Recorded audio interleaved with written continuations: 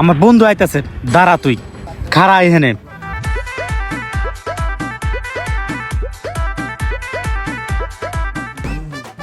কি হয়েছে দোষ, হঠাৎ করে ডাকলি? কি হয়েছে? আরে ধরে রাখছিস কে? আরে বেটা, মোবাইল তুই যেটা ফালাই থেকে গেলি না, এটাই তুই চুরি করছে।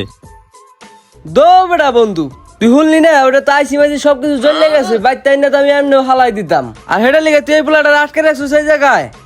হ্যাঁ, এই ফোন। দো বেটা বন্ধু, তুই আই মনে বসি কি না কি হয়েছে এলিগা আইলাম, হুন্ডাটা টান দে বেটা। আয় দে এই কাহিনী বেটা, যা আরে ছেড়ে দে।